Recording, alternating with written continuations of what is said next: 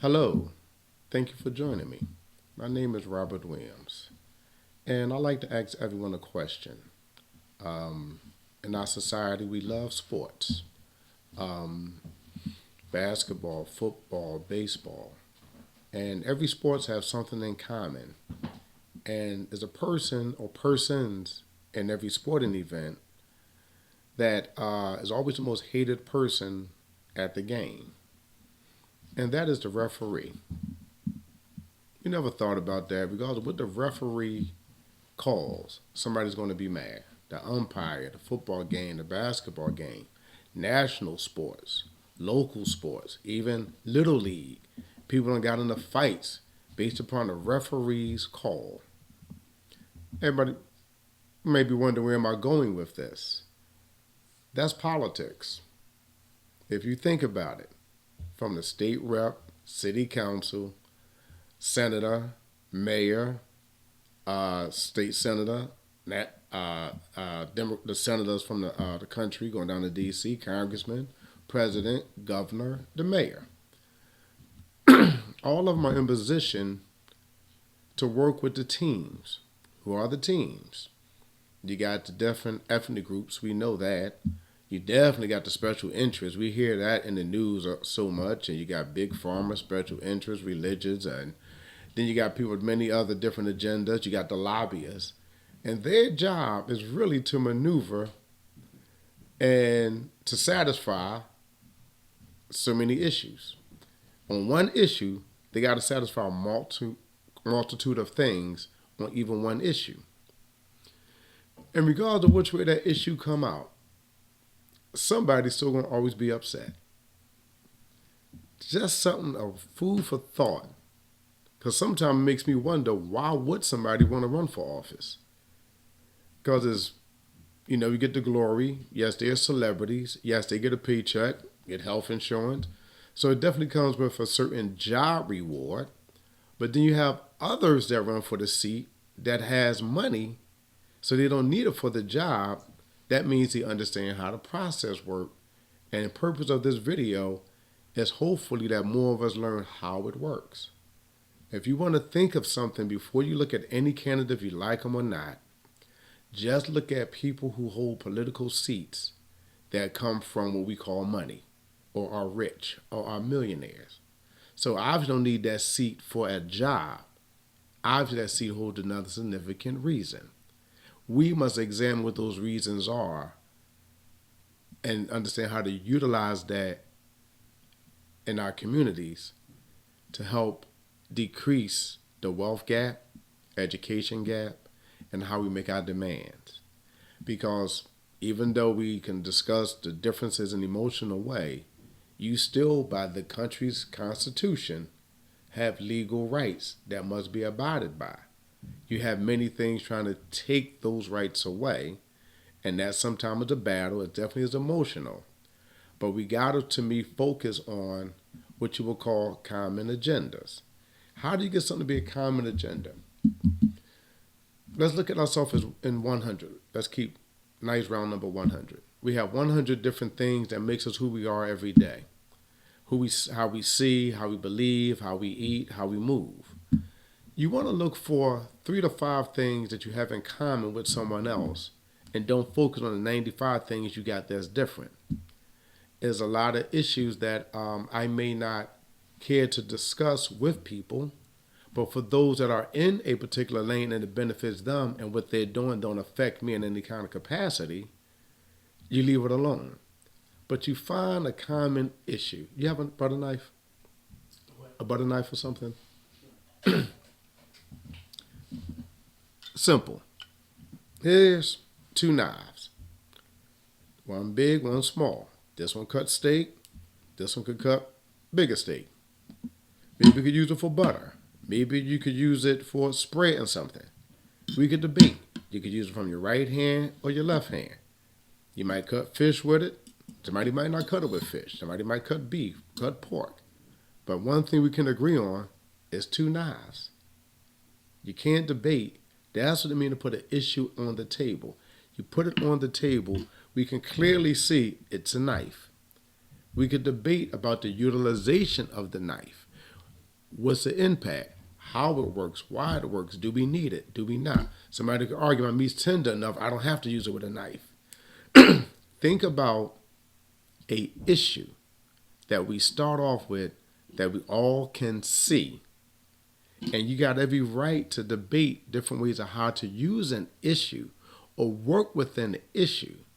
But let's say agree that the issue need to be resolved. And when you have, I know people like to say a famous thing, we got to agree to disagree. Not really. You agree to agree, but you agree on A, B, C, D. When we get into agreeing and look at plan A, because we agree upon it because that might be the best. But plan B helps to incorporate things that you thought that should be in there. It's not a debate to say, don't let it be a debate to say, wait for something to mess up. Put a plan B in place just in case some of the concerns are not met. But let it play out. But let's get off of agreeing to disagreeing, because if we agree in a room to an issue, that's number one. We all agree that something needs to happen, something needs to change. This bill that's in the Senate, or in the Senate or the state reps house or even the city council, we need to know what the bill is and the impact of it. If it's not a bill that maybe is pertinent to you, sometimes we got to be strong enough not to make a fight. But if there's a concern economically, you can voice an opinion and see the relevance and the impact of any bill. The way that we do this, people, is just have more discussions. Just talk about society more and the system more. Emotion is emotion, but some people that we love are not always doing the best for the community as a whole, although we like them. Some people that are hating, that we hate, that we don't care about, sometimes may have some things that can still benefit you. I will say this on this particular announcement. I know the current administration in D.C. has a lot of challenges in many communities. Okay, they do, as far as actions, energy, what they're doing. But one thing that is out right now, when you file your taxes, there is an IRA attached to it. I looked into it. There's an IRA for your children. And if you get your children this IRA today, it definitely gives them some wealth tomorrow, especially if they're newborn, if they're 1 and they're 2, it will give them some income. You'll hear some people obviously debate about it. It's going to increase the wealth from one side to the next. Yeah, it will increase the wealth gap if nobody utilizes it at all. It is a law about order of the current administration that's allowing everyone to sign their children up for an IRA. That don't mean you got to love the administration, but it's a certain law that can help out our children. And if there's something wrong with it later and something does come about, okay, we'll deal with that when it happens or if it happens. But for the current time, you get a package in the mail with a financial institution that allow you to contribute more into the IRA. Is there. There's nothing wrong with that. Everybody could use that. And if you have a doubt, I remember this interview I seen years ago. Anybody could look it up. When a gentleman, I think his name was Mitt Romney, when he was running, a gentleman in the audience that was a dedicated Republican said, "Mr. Romney, I'm dedicated. I went against everything President Obama was going on." He said, "But I have to thank him because I'm alive today."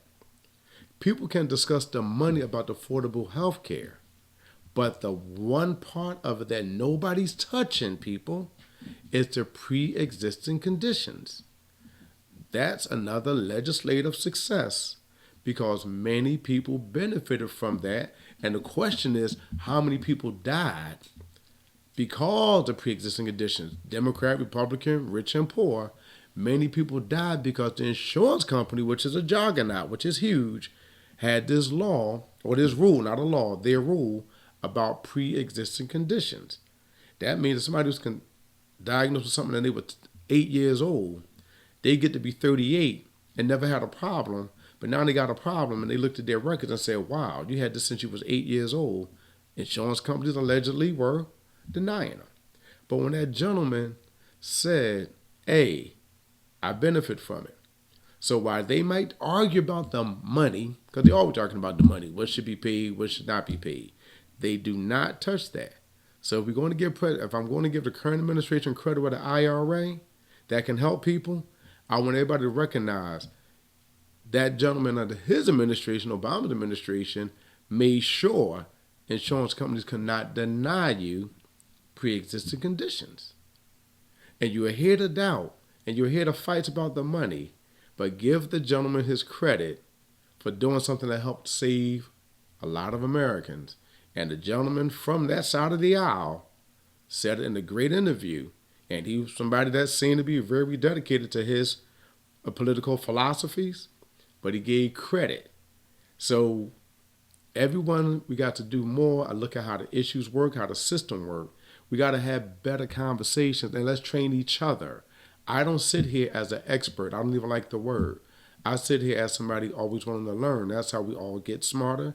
That's how we stay smart, because we always got to be willing to learn and push our limits. Let's get off of agreeing to disagree. Find out what the issue is, because if you got a common issue, that's how you agree. You might have different debates on how it should be administered. That's a debate. But if there's anything to improve upon any conditions, we need to make sure that we not agree to disagree. We got to be stronger than that and agree to agree.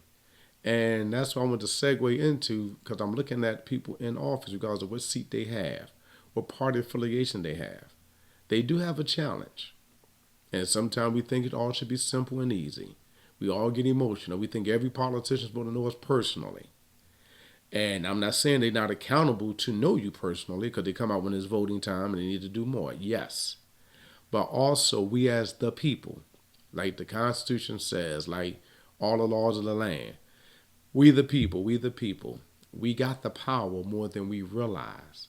People may work hard to keep us divided and separated, but the only way they could keep doing that is if we stop talking and talk about more significant things in life. We ain't got to bore each other with what we call political. This is not politics. This is civics. And we all need to talk civics a lot more and always look and maybe go to hearings more, maybe get involved more.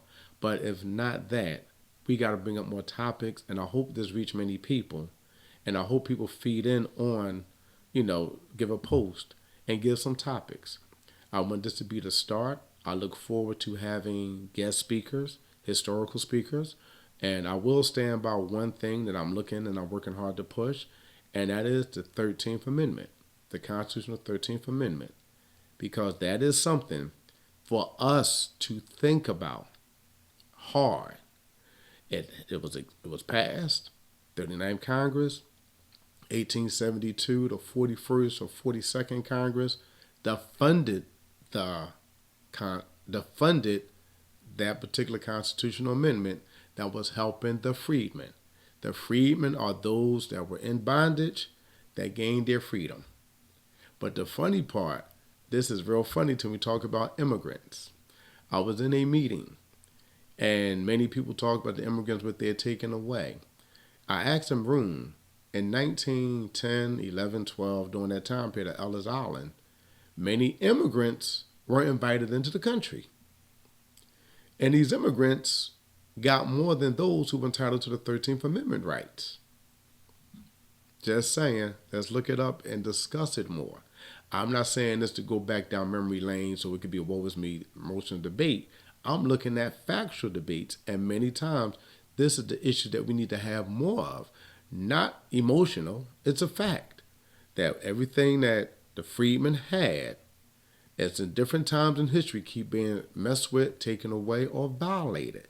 And this is a constitutional right. I look forward to my lawyers, especially from our community.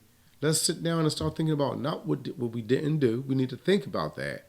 But what can we do going forward to fight for our rights, to fight for things that we're entitled to under that amendment? Now, I know somebody's going to say 14, 15.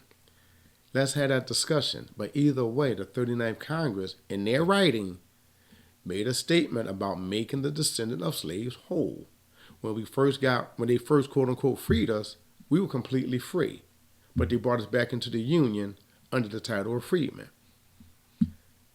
The game is the game. My social security card don't define me.